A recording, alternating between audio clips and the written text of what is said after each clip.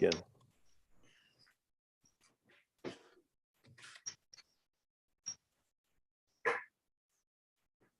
Are we all set? Not yet. Okay,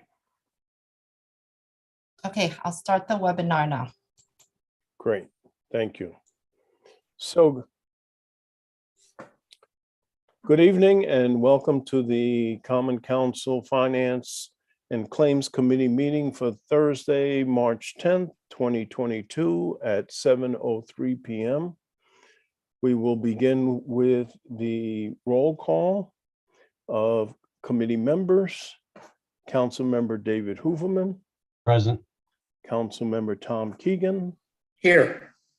Councilmember Jen McMurr, Here. Councilmember Nora Najelski-Eichner, Here.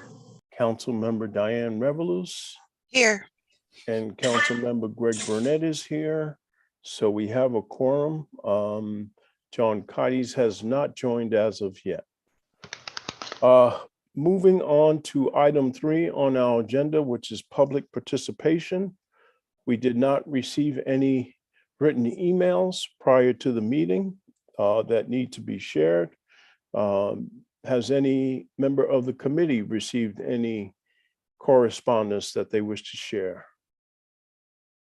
Okay, seeing none. And Chitsame, do we have any participant who has dialed in that has their hand raised that wishes to speak? None. Okay, very good. So at this time, we will close public participation and move on to item 4, which is approval of the minutes of the following Finance and Claims Committee meetings. And we have 2 sets of minutes that we'll take one at a time. The first was the February 10th, 2022 regular meeting. Do we have a motion to approve? Yes, Councilmember Diane Revelous, thank you. Do we have any additions, deletions, or corrections? I have a few. Starting with on page 2, and these are just minor typo corrections. Page 2, the name Pickens should be updated to Dickens in 2 places on page 2. On page 3, where it indicates it should be Mayor Rilling said we in that particular paragraph. And then it goes on to say Mayor Rilling said we have, as opposed to gave, the word gave, to be prepared. That should be updated.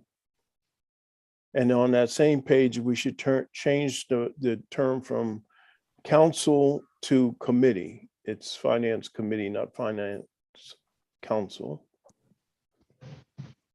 Page 4 in the 3rd paragraph, again, just a minor typo. We should change TH to THE. Page 8, the 2nd paragraph, if we can just update TEA to TEAM. On page 9, in the 4th paragraph, if we can change DUD to DUE, the word do. And then finally on page 10, the 5th paragraph, if we can change the word fund, F-U-N, to run, R-U-N. And those were the only corrections that I had. Did anyone else have any corrections from the regular meeting of February 10th? Okay, hearing, seeing none. All those in favor of accepting the minutes with the necessary corrections, so by a raise of hand, and it's unanimous. Thank you. We'll move on to the minutes of the February 17th, 2020 public hearing and special meeting. I see Council Member Revelous's hand to approve that motion. Thank you. Do we have any additions, deletions, or corrections? Okay, seeing none. All those in favor of approving the February 17th minutes as presented, show by a raise of hand. All those opposed? Any abstentions? I think, Nora, was that an exception, Nora? I can't hear. Sorry, my hand gets behind the blur, so Oh, so that was for, in favor. that was in favor, yes. Okay, yeah, so it's I'm trying to get unanimous. myself out of the blur there. Great, thank you. So that was unanimous in terms of approving the minutes as presented. Now we will move on to items 5, 6, and 7, which is the Claims Committee report as of March 10th, 2022. The narrative from our tax collection as of March 10th, 2022, and the monthly tax collectors report dated February 2022. And Lisa is here to present. I'll share my screen if I can and bring it up. Hopefully everyone can see that. And let's see.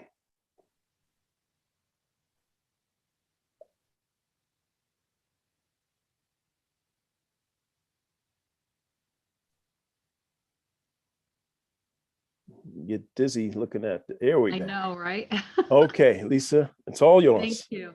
Thank you. You can hear me all right, I take it. Yes, we can. Thank you. There are 3 special requests that do require your vote, and 2 of them are simple duplicate payment overpayments, but one of them is the special abatement for Rawway senior housing. There it is right there. This is a tax abatement that the Common Council approved. It's for basically a 40-year term, 40. They get an abatement based on their net income, and they submitted their paperwork to us a little bit late, which is why we have one for the 2019 grand list and then the one for the 2020 grand list. That was for the second installment of the 2019 grand list and for the full year of our current grand list. So we will be asking for your approval on that one. The rest of the claims report is for informational purposes only. It's just the normal refunds for this time of year. And if you take the vote on that, then I'll proceed to the narrative and the monthly report. Just question, Lisa, there's 2 additional, there's one that we see here for 18,000, which you said that's the Rawway Senior Center? No, it's Rawway and congregate housing. And there's Does that apply actually to the other 2 also? the one that's immediately above it for 6,900, and then the one for 18,000. Those are for 2 separate bills for the same property. One is for the 2019 grand list second installment, which was due in January of 2021. And then the one that we called the 2020 grand list was due in July of 2021 and in January of this past January 2022. So those are both for the same property. Right, and the next 2, we have to also approve, that's 10,000 and 21,000. Those are just duplicate payments? That is correct. Okay.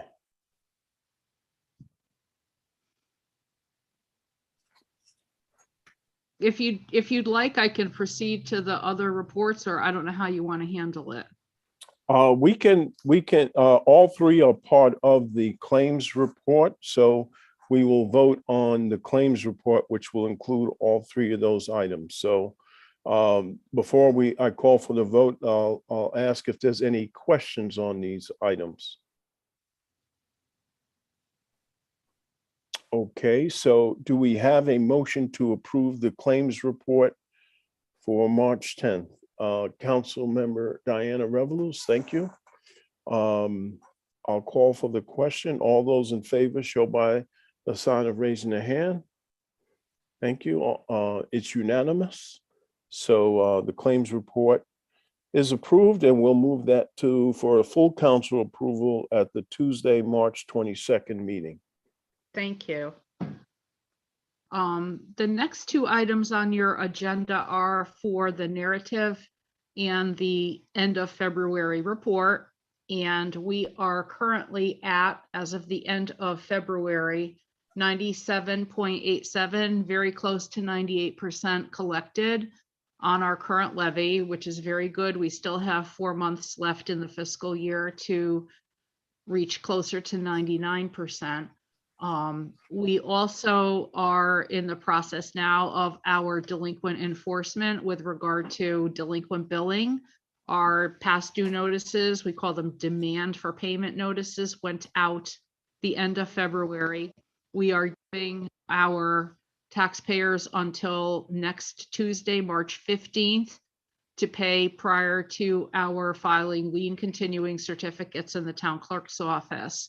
So we're ready to do that next week. That's our next step. And we did get quite a bit of mail in response to those notices. We're still processing that. We're still working with the health department on health permits. I think I mentioned that in the prior months. Health permits renew in January, and we work with our sanitarians to deny a renewal to any establishment that owes business personal property taxes that are more than 1 year delinquent. We're also working on a wage garnishment for city employees and Board of Ed employees. Those letters went out last month. We're working on that. We have the state marshals going door to door, again, with business personal property taxes. So we're making some progress with that. We just issued another 20 or 30 warrants just within the past couple weeks. This is the time of year when we do enforcement activities, but pretty soon it'll be time. Memorial Day will be just around the corner, and we'll start thinking about our next billing. But of course, we can't do that until they set the rates. But things are right where they should be. We're at a good place to be at 97, almost 98% as of the end of February. And, you know, operations wise, everything is going well. Thank you. Thank you. Any questions for our tax collector? Great. We're moving forward very well. I won't be here next month.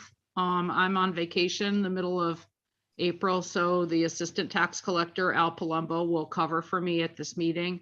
The only other thing that you need to know is that our tax sale redemption period expires in just about a month. And it looks like we're going to be deeding over possibly up to 6 properties. But when we started with close to 250, I reported this to the Board of Estimate earlier this week, to have started with more than 240 properties and to be left deeding over 6 is a good accomplishment. And we collected close to $8.6 million on that sale. Great. And we're anticipating that the next tax sale will be in 2023. Is that correct? That's correct, because we really wouldn't need to have one this year. So we'll wait until next year, but we'll start working on it in November of this year. The first set of letters will go out in November. So we're already thinking of that as well. Great. Councilmember Nora Jagelski-Eitner had her hand up. Yes. Yes, just quick question. When you say deeding over, do you mean they get deeded to the city?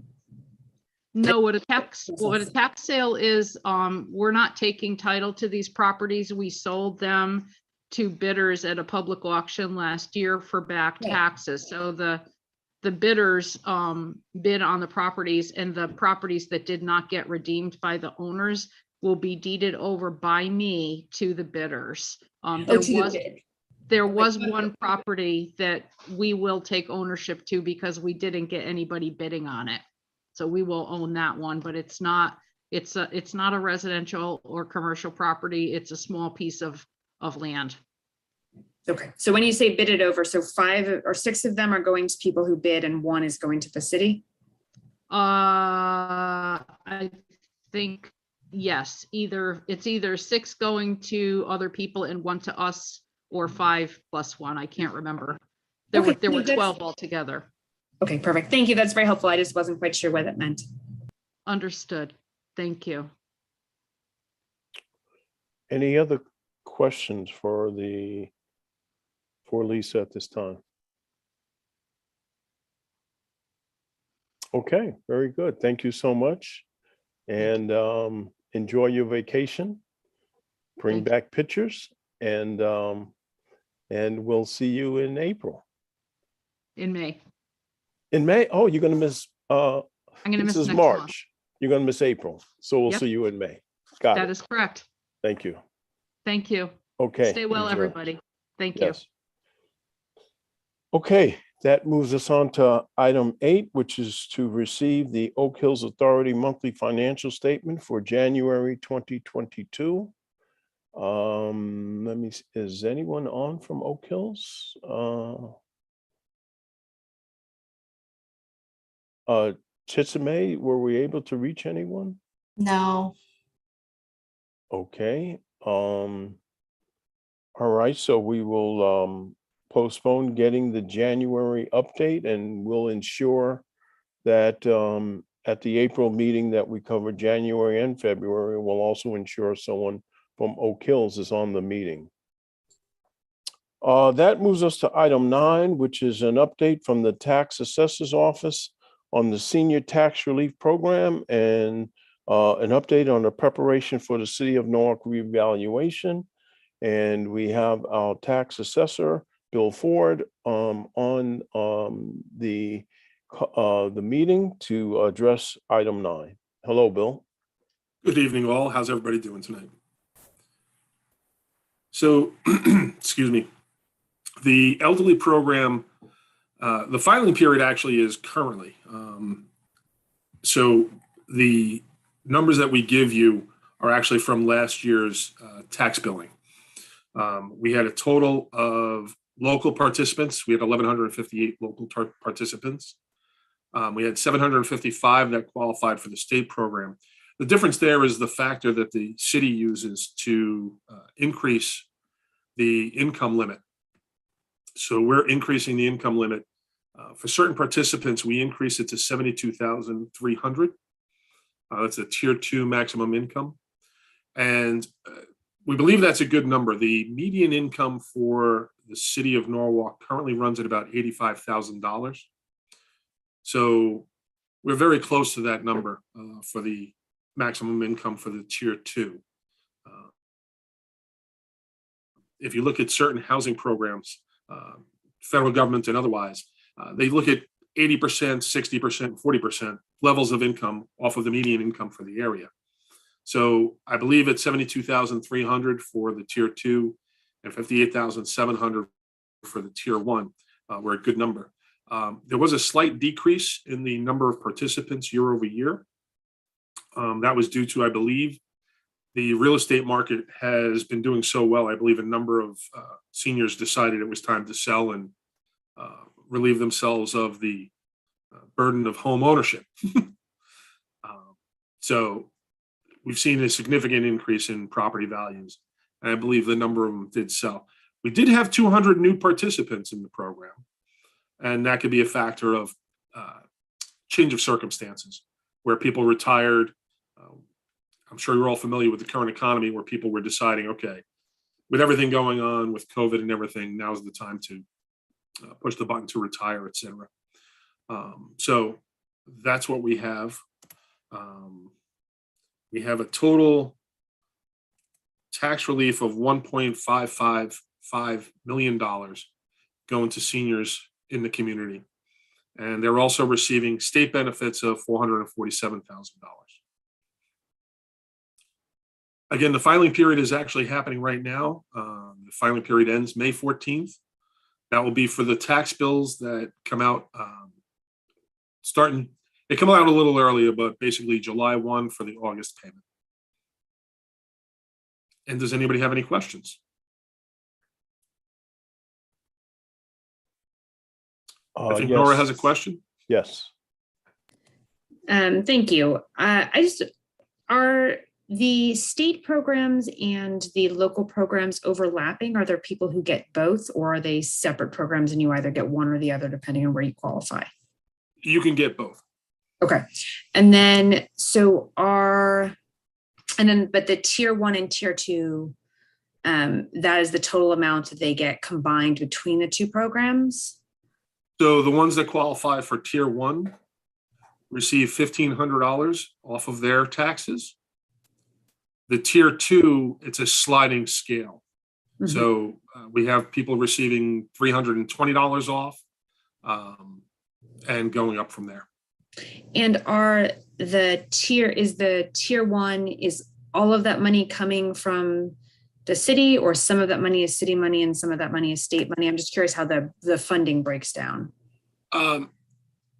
The program used to be, I believe it was 50% funded by the state. So it was 50% city money, 50% state money.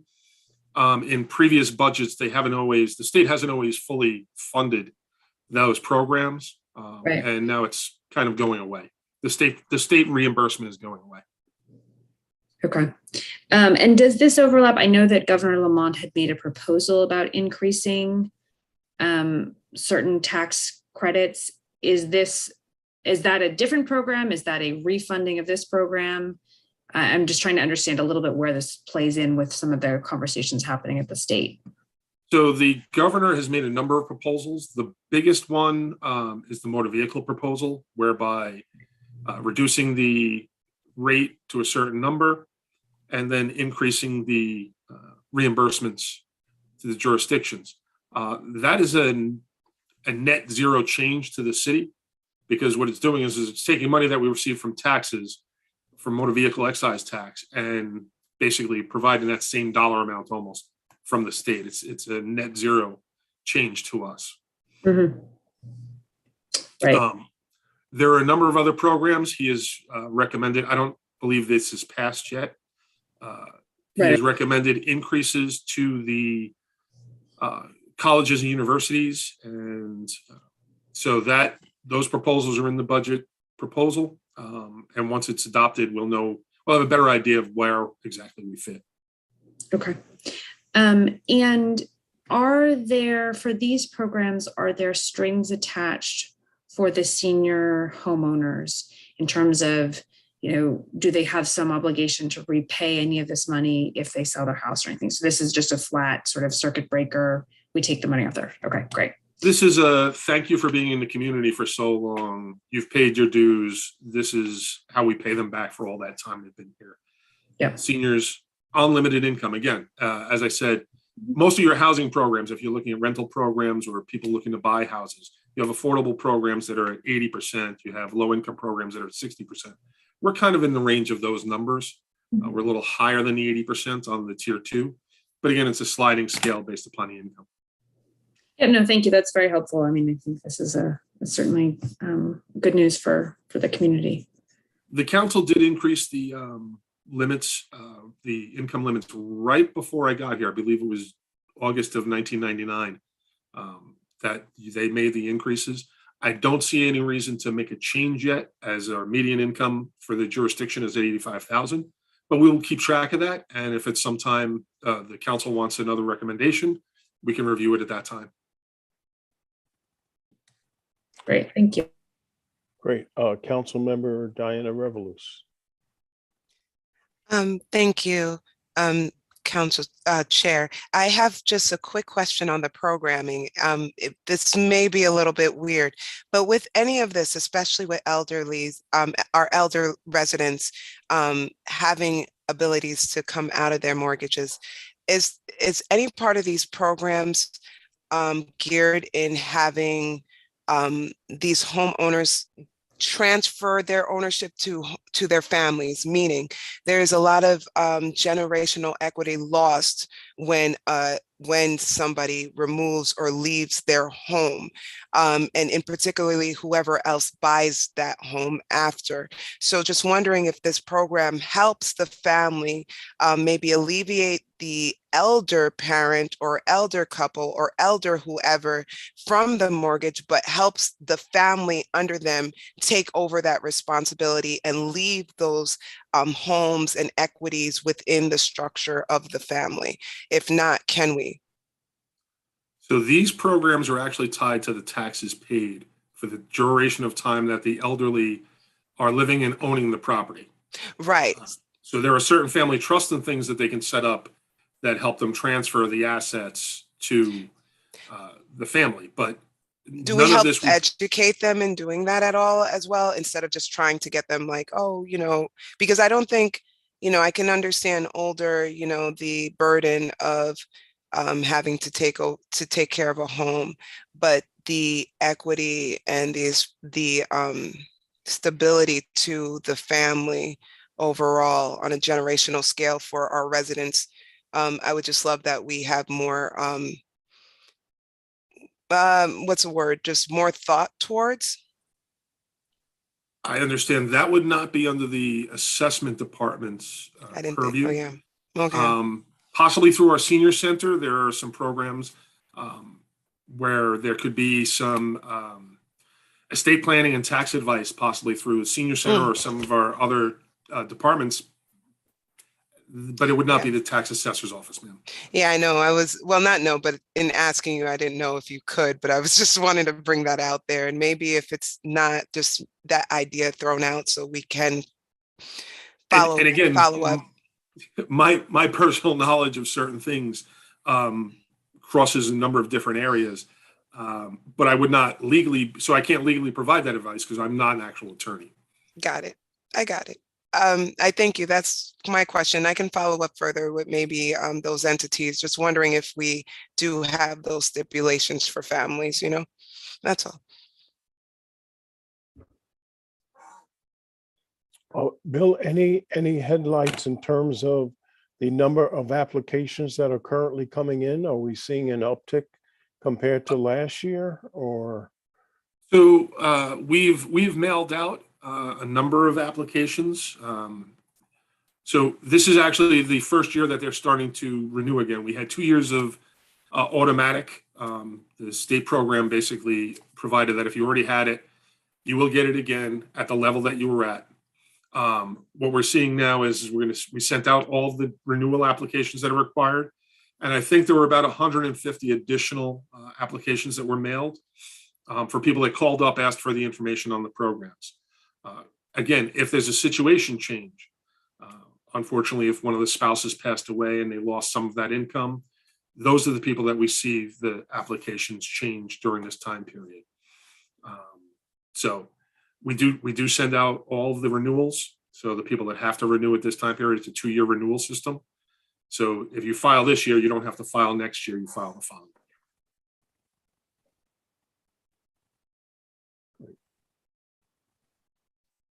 Any additional questions or comments related to the senior tax relief program, which is an absolutely great offering to our senior citizens? So there's nothing to vote on. If I can just speak briefly about the revaluation. Yes, that would be great. Thank you. We're in the process of developing the RFP at this time to put out for bids. The revaluation is for the grand list, which is based upon a valuation of October 1, 2023. It will actually be published January of 2024. And so we don't have a lot of detail yet because we're just in the early planning stages of it. But we will be doing an RFP, submitting all of the, we'll be reviewing all of the submissions to determine what particular company we believe can provide the best service to the city at the best price.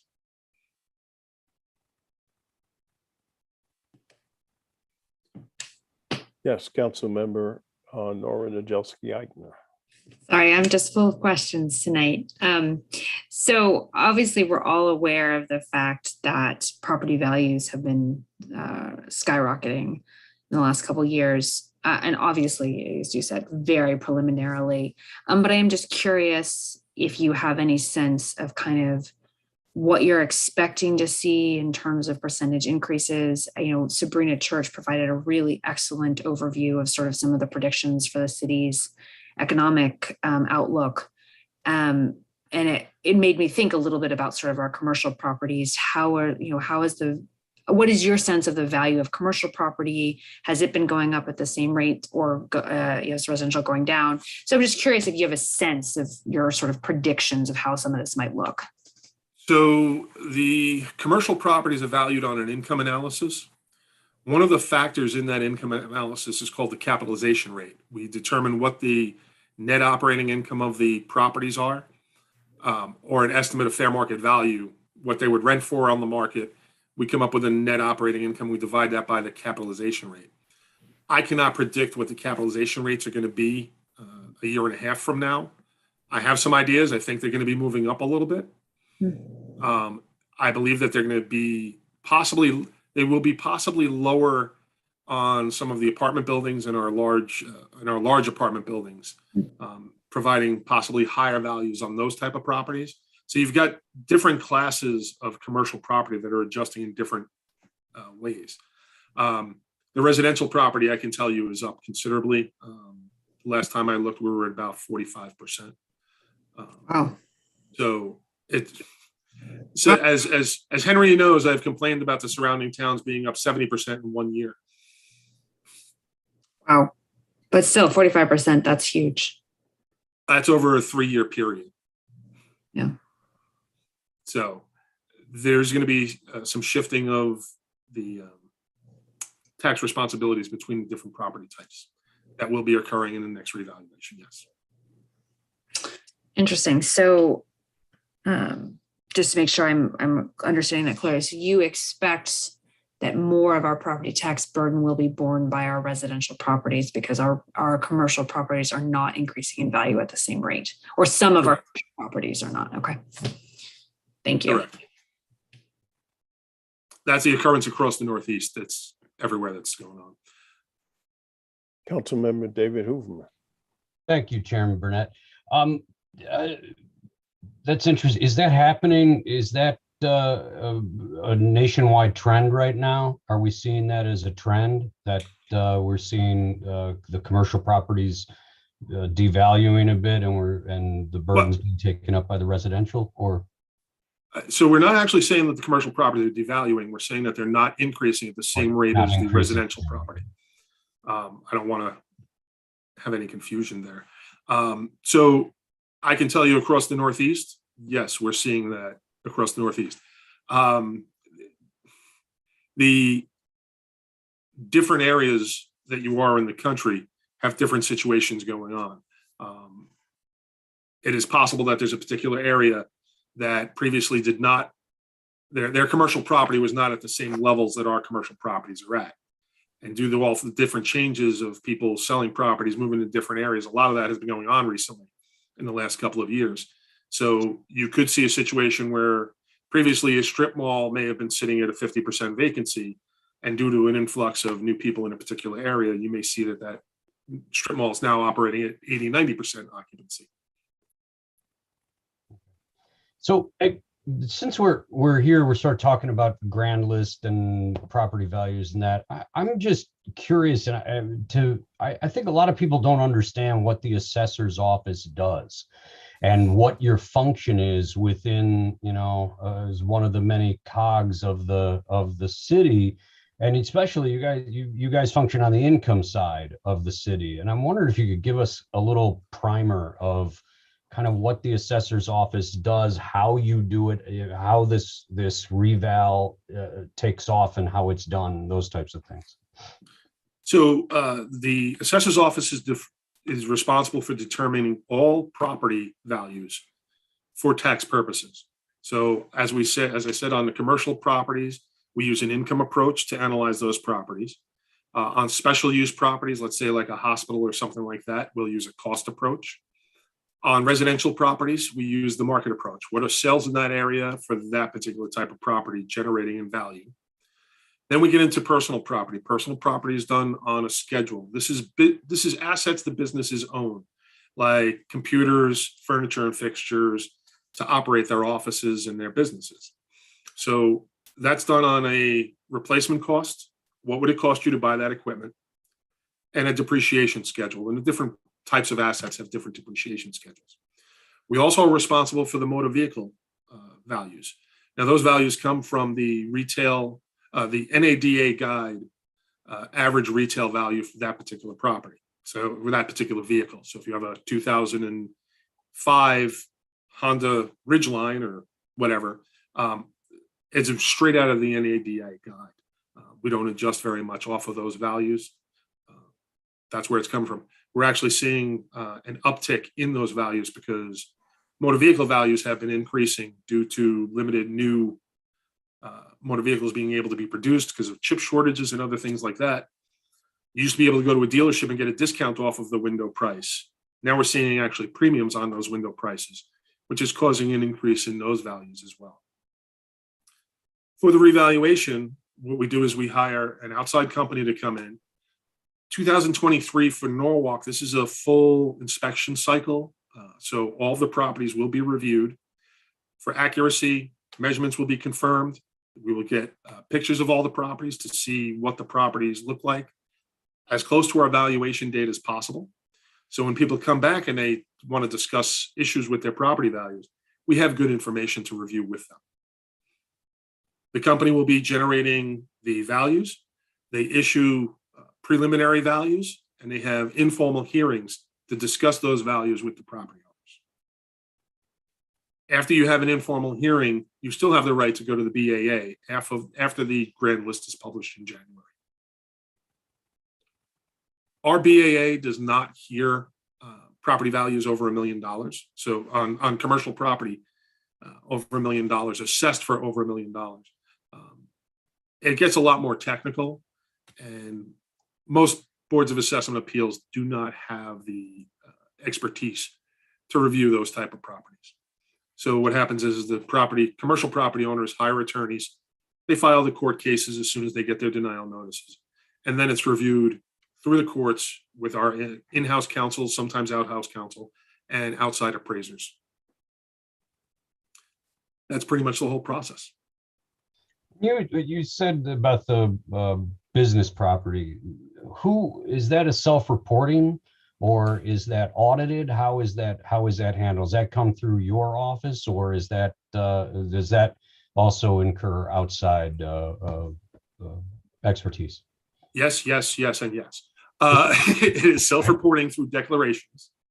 If a personal property owner does not file a declaration, there's a 25% penalty for not filing.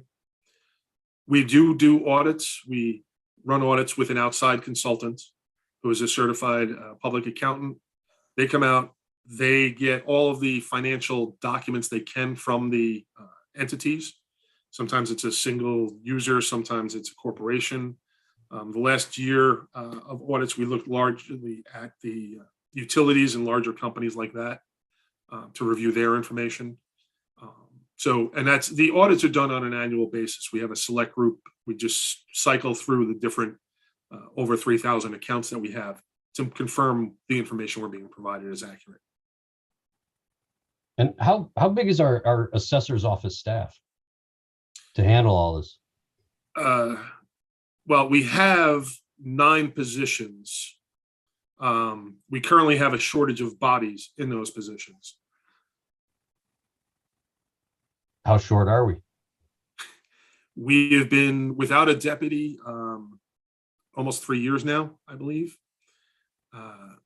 We had one of our assistant assessors, an assessment analyst.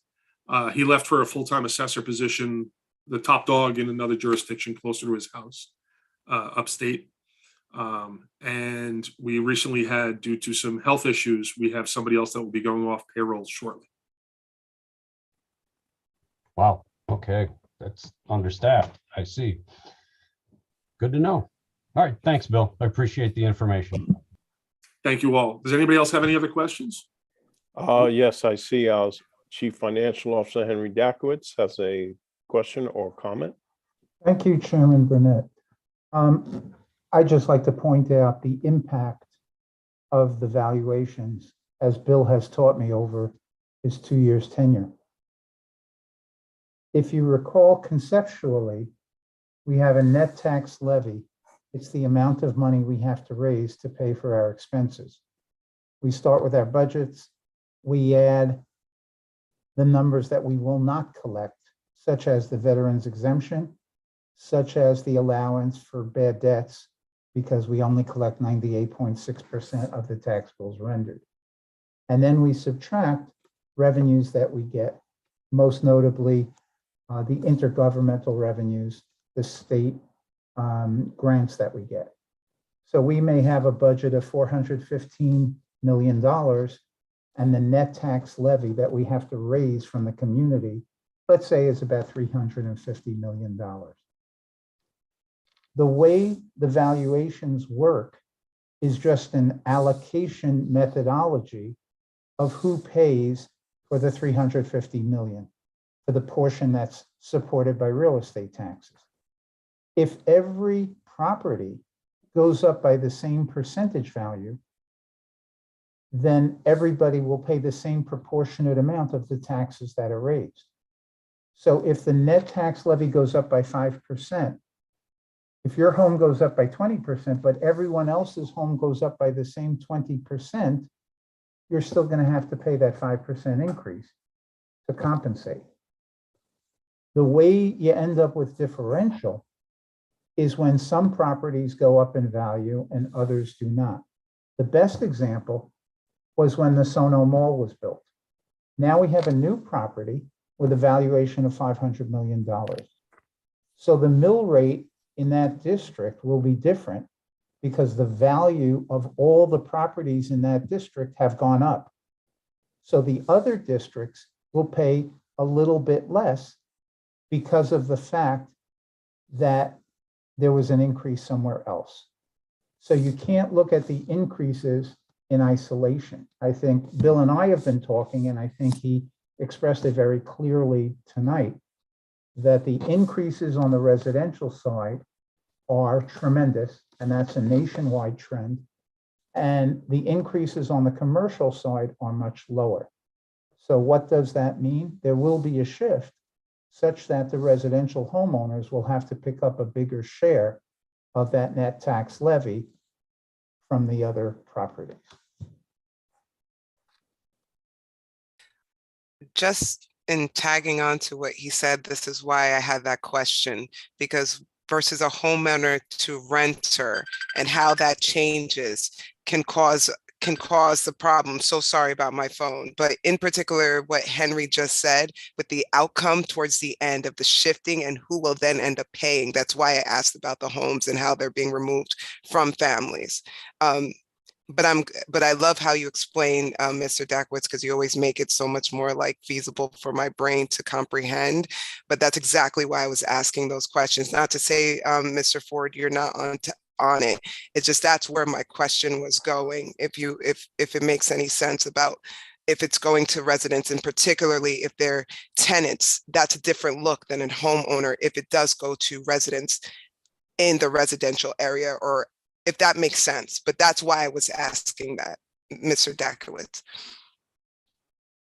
Okay, I see questions from Council Member Nora Najelski-Eitner, followed by Council Member David Huberman. Thank you. Just one follow-up question that kind of occurred to me as you were speaking. So, and I certainly understand this question is shifting. From a tax levy perspective, and I know, again, obviously, because the commercial properties have such variability, but say on a square footage basis, or what is the comparable value of a commercial property versus a residential property in terms of our tax base? So if you have, a building occupying the same amount of space, right? If you have a 100 square foot building, are we better off trying to have that 100 square foot building be some kind of commercial space in terms of the tax revenue it returns, or are we better off having that be residential space in terms of the tax revenue it returns? And I know, again, it vary depending on the kind of commercial space. And I was going to say, so when you say commercial space, some people think of apartment buildings. Mm-hmm. 6 unit and above apartment building is commercial space to most people. So that generates a considerable amount of revenue and has good values in our current market.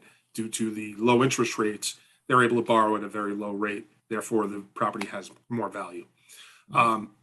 The issue becomes more of an issue of the services required for the two different types of properties. So a commercial property may receive more police services.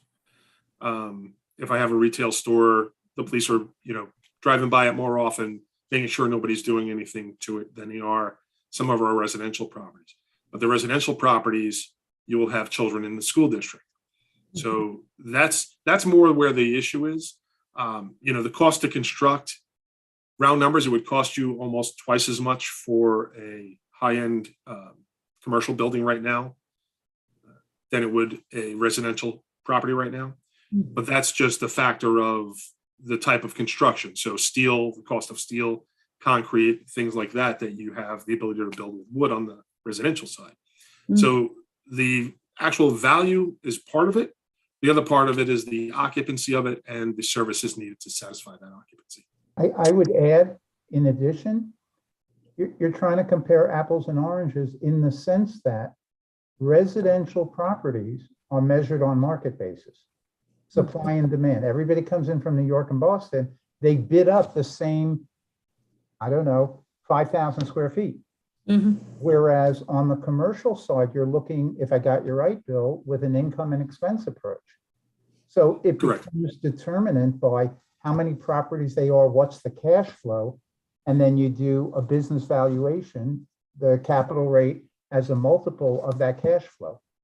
So if the cash flow comes in, and it depends on interest rates, and that's how stocks and bonds are valued also, which is very, very different from the residential. So which is better for us? Bill started talking about comparing the revenues we get to the expenditures we have to make for the occupants. And that gets a whole level of complexity that's way beyond my scope. Sure, but I mean, it's a fascinating question, right? Because this obviously feeds into our economic development kind of questions, right? And the kinds of things that Sabrina is talking about. It's an interesting question to me then. What is more advantageous for us to be working on fostering, right? What if we are going to be directing our economic development folks in terms of what we want to see in the city? I was just curious, what the relative tax values or contributions of different kinds of properties. So, and I recognize it's incredibly complex calculus. I was curious to kind of get your perspective on that. So thank you. And the other side of it is you'll notice, and this is another, almost the entire Northeast situation, the apartment buildings being built. If you look back to the 60s and 70s, apartment buildings being built had a lot of 3-bedroom apartments in them. Today, those are the exception to the rule. You have more 1- and 2-bedroom apartments in the apartment buildings being constructed today. Right. And that has tremendous sort of consequences, I think, of concern for keeping affordability and protecting our ability for families to live here. Does that have an impact in terms of the tax? Is there some reason that 1- or 2-bedroom apartments, I guess, are more tax advantageous because they're less likely to have students or children, so they're less likely to do school services? So from that perspective, interesting. Okay, well, thank you. No, this is very helpful information to have. I really appreciate it. Exactly how I'm thinking, Nora. Council Member David Hooverman. Thank you, Chairman.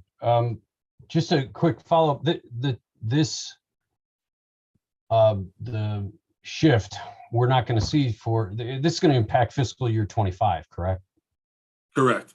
Okay. The July mailed in July tax bill 2024 for fiscal year 25. Fiscal year 25 is when we're going to look at having to what we have to do from an adjustment standpoint, looking at that going into that budget cycle. Okay, thank you. One of the items that I think we should have hopefully observed is in the last reval, there was several questions that residents had in terms of just understanding the process and also understanding the results of the reval. So I hope that when we go out to create the RFP that educating the community, educating the public on the process and the results of the evaluation is a key element of whoever we select as the company to assist us in this process, because I sat in on some of those meetings, and it was difficult to understand.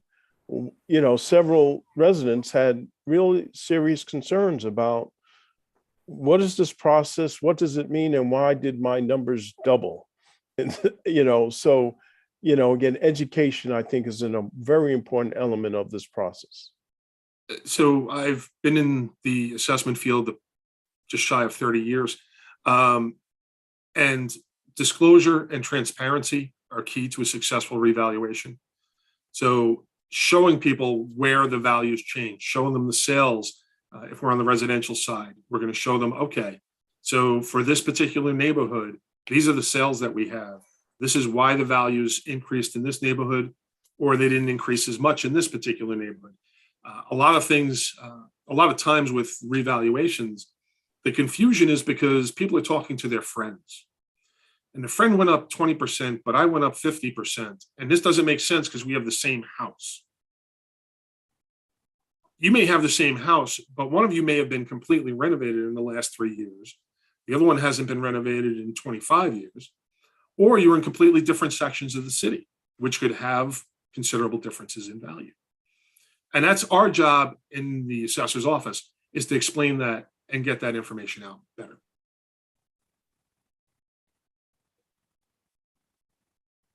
Okay, great. Henry, you still have your hand up. Did you have a question or comment or? Okay, great. All right. Any other thoughts, comments, questions as it relates to the reval? This is really helpful information. It won't be the last discussion we have with Bill, but we wanted to start it sooner rather than later, so that we can understand, and hopefully those that are listening in can also understand the upcoming reval process. So. And let me say, once we have the all the bids in and we have reviewed them, I can come back and advise that we've selected this particular contractor. I will give the reasons why we may have selected that particular contractor. There's a lot of different moving parts, and we can keep the council abreast of everything that's going on. No problem. Excellent. Thank you. Okay, with that, we'll move on to item 10 on the agenda, which reads as follows: resolution requesting special emergency funding from the ARPA fund in the amount of $301,066 for the fire department to carry out emergency repairs at Fire Station Number 1 at 90 New Canaan Avenue. Do we have a motion on this particular item? Yes, Councilmember Jen McMurray, thank you. And we have with us Fire Chief Gino Gatto, and it looks like Mark Conti also from the fire department to go over this item. Thank you, Mr. Chairman. Good evening, committee members. In your packet, you should have received a pretty lengthy, detailed description of what exactly this money is going to be used for. But I'll try to break it down really briefly. A little more than a year and a half ago, we started some renovation work at what we call Station 1, which is in Broad River. And the contractor that was originally hired ended up doing pretty lousy work, to say the least. And they were fired, and we had to get a new contractor in through the bidding process. And then through the bonding company, a new contractor was hired, and going through the scope of work for the new contractor, it was discovered several deficiencies in the building, which includes that there's no makeup air coming into the building. We had HVAC lines that were leaking all the time in the summer. And the contractor brought in another HVAC company called Encon. And all this extra work was determined. And then there are asbestos tiles that need to be taken care of. And so the total request covers all this additional work. I asked the mayor, who consulted with Henry, about using the ARPA money for this emergency work. They both agreed that would be a good use of the funds. So here we are, through your committee, I guess, to request the funding. But Assistant Chief Mark Conti has been really involved with the contractors, the architects, Bill Ireland from the building department. And I'm sure he can answer any question that you can have. Thanks. Evening. I did have one question. The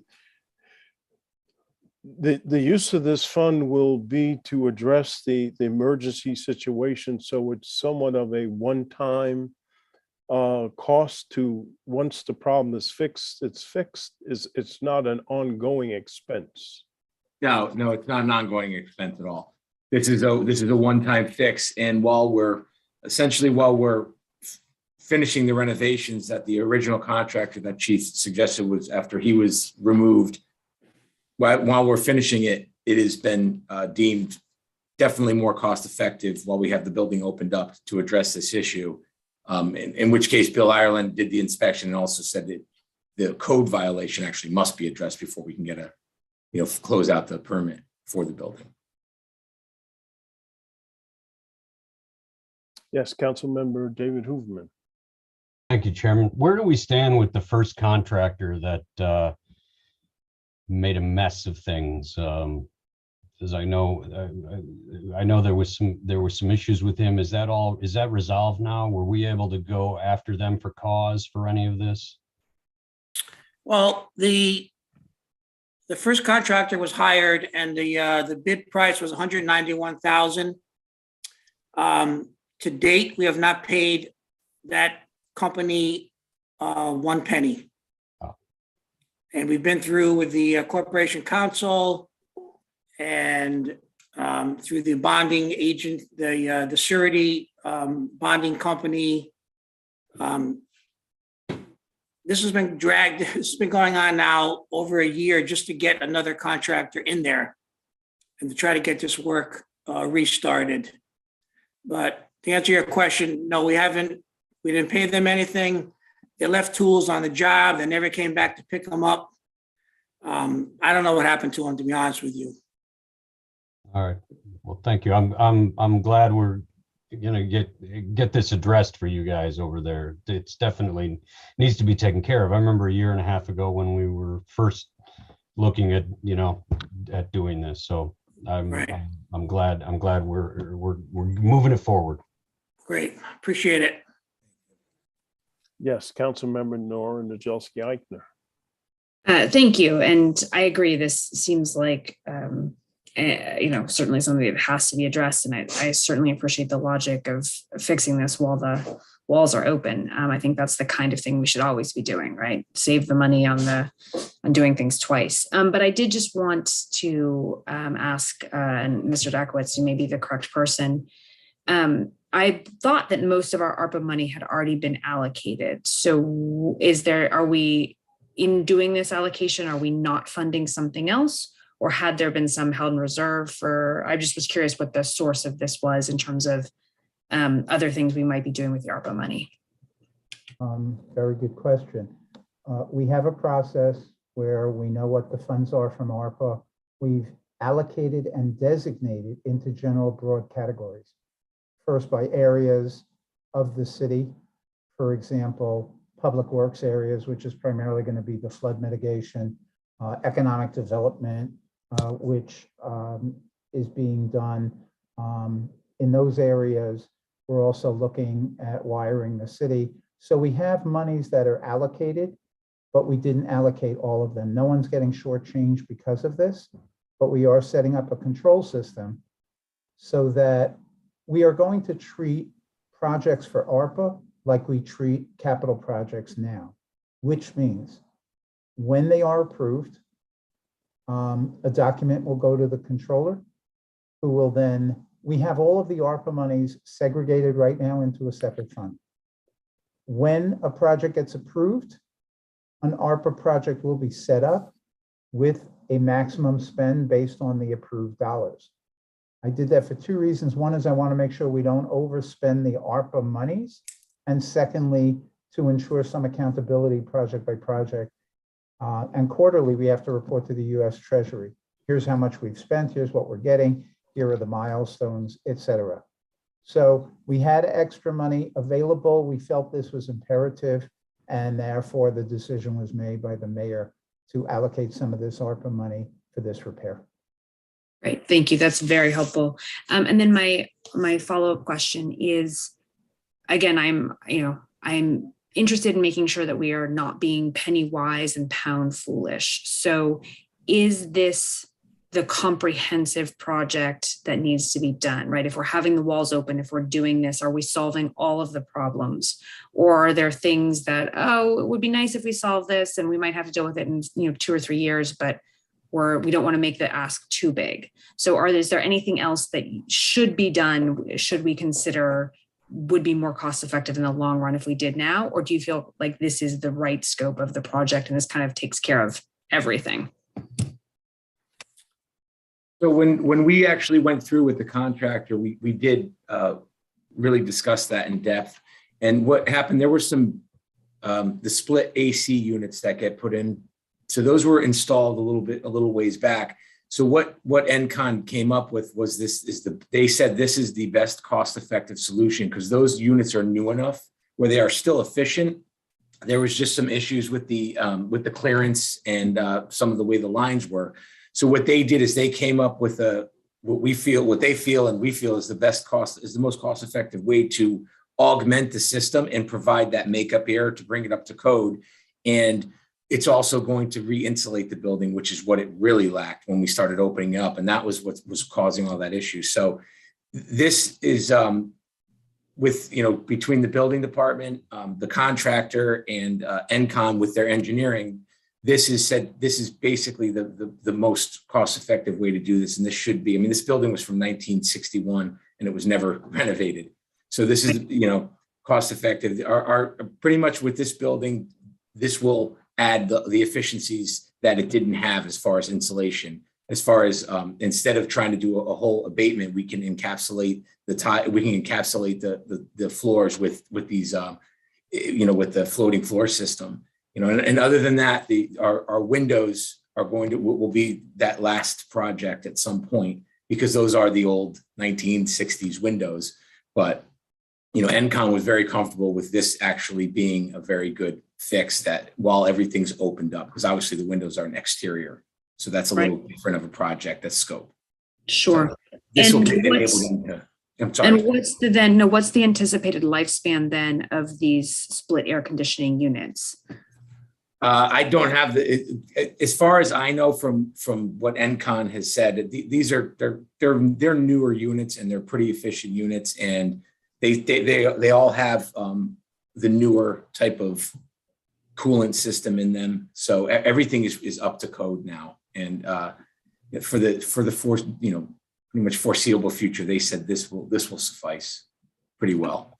Okay, thank you. That's what I just wanted to make sure, because if they're only going to last another 3 years, should we be looking at a longer term solution? But if they feel confident that this has we discussed that, whether is it worth it, exactly like you said, to rip the whole system out and put a whole new system. They said you're simply not going to get your money back in that system for way too long. It's not worth it. That's exactly what I wanted to hear. Fantastic. Yeah. Okay. Councilmember David Hoover. Thanks, Chairman. First, I gotta say, hearing all those old windows built in or put in the 1960s, that makes me feel really. Henry, I got a question. There are My understanding is there are two time clocks on ARPA, right? There's a time period that funds have to be earmarked and allocated, and then we have a time clock on how long we have until they get spent. Where are we at with that? I mean, from an earmarking projects that we're going to spend the money on, and where are we at with actually spending the money? How much longer do we have? I would say the earmarks are there. And I believe now that we intend to go before the Finance Committee and the Council to get approvals, starting with next month's meeting, you should see a whole bunch of projects come before you, which connect the initial allocations to specific recommendations. It's probably not project by project. It's more, I mean, vendor by vendor. It's by the project that says, here's how much we need. And then we'll get down into RFPs and purchase orders with the individual vendors. But we're going to start to see those approvals next month. And we're coordinating that to make sure we go to you in the beginning of the month, and then we'll go to the second meeting of the council in the middle of the month. Is ARPA running on a calendar year or a fiscal year? It's interesting. The distribution of monies is on a fiscal year. So we got our money last April, May, and I am confident. I expect the second half of the money to come in again, April, May, June. And I think the administration wants to make sure that all the local governments get their funds before the midterm elections next year. I'm a finance guy, but I work in government and I understand a bit of politics. I think on the spending, we have a couple of years to spend and I'm not too worried about it. Again, these are, given the nature of the money, you don't want to start new projects, new programs, new staffing, and then have a cliff 2 years later and say everybody goes away. So the nature tends to be projects that required significant funding that we never got around to or we never were able to do it. And using this bucket of funds, we're allocating it on the highest priorities for the city. And I would expect them to be completed in a timely manner to satisfy the ARPA requirements. When is it 26 that we have to spend the money by? Is that where we're at? I think so. I'm worried more about the quarterly reports and getting the approvals right now. I haven't Right. focused on the end, but it sounds about right. Okay, great. Thank you. Thank you. One thing that I wanted to mention is, in the narrative that Henry just shared, the approval of the ARPA funding, the use of the funds will come through the legislative body. It will come through the Finance Committee or some committee of the council, and then eventually to the full council for approval. So we have that tracking. So it's not that the ARPA funds were allocated and the departments can just spend them. They have to come through an approval process. And hopefully at some point, we can get somewhat of a vision of what's coming before us. So we're just not hit all at one time with all of these requests. So we have some idea as to how the money is being distributed and spending and when we'll need to approve it and everything related to that. And I see Henry shaking his head, so the hopefully point that's is, a good as you sign. know, we have to set up an agenda and publish it a week in advance. But knowing what's behind it, I can try to prepare a schedule. The people I work with are all telling me they can't wait to get before the Finance Committee to get that approval and to go forward. So I will pull it together. We may have one or two lengthy meetings where we're dealing with several projects, but I think in the next 2 months, a good majority. We've been doing a lot of the background work, screening who the applicants are, getting the specifics of the projects ready. And I think now we're ready for the funding and we'll come before you in the next 1 or 2 months. Great. Council Member Diane Revolus. Mr. Dakowitz, I just have one random question for you. It doesn't have to go any further than this. Just wondering, I just asked our chair, but is the ARPA funding on our radar at all in the town of Norwalk? I don't know what that question means. That came from it was given state to state in like 2021. I think it was like the American Rescue, Right. the American Rescue Plan Act. Correct. And we should be Connecticut received, I think, like $2.6 billion, and just wondering, like, in that, how much Norwalk, if we're talking about HARPA funding right now, just wondering if that funding is on our radar in any way, shape, or form. It's beyond the radar. It's cash in hand. We were have it. notified that we were getting $39 million from the city. Right. And if we did talk about this, I lose track whether it's Finance Committee, Council, or BEC, so I apologize if I repeat It's myself. okay. But the 39 million is really two components. Other states are getting monies at the city and the county level. Connecticut doesn't have county level governments anymore. Right. Petitioned the federal government. And so that money was allocated by the state on a per capita basis. So money is money to me. We're getting 39. Some of that was city, some of it is in lieu of county. At the same time, the schools are getting, and I apologize if I'm not precisely accurate, but the ballpark is about 27 million. Okay. And they separately are allocating those funds, spending those funds. They only have to answer to their Board of Education. So they haven't told me about what they're doing with those funds. I have proposed 1 or 2 projects where we would collaborate, and I was told they've already allocated all their funds. So we're working with our 39 million. As I said, we've gotten half of the money already in the till, and I expect to get the balance by the end of this year, April. Okay. Okay, good to know. Just good to know, because a lot of that could go to the towns, but just wondering, like, can Windows be a part of that? You know what I mean? But thank you for that. Just wondering if additional funds that are coming. I don't know if you're breaking up. No, you froze. Are you still there, Diana? I froze? Yes. I'm sorry. Is that better? Yes, you're back. Okay, thank you for the answer. I can talk to you more offline. I just wanted to make sure it's on our radar. You know what I mean? Or like, because in my mind, I'm like, oh, Windows.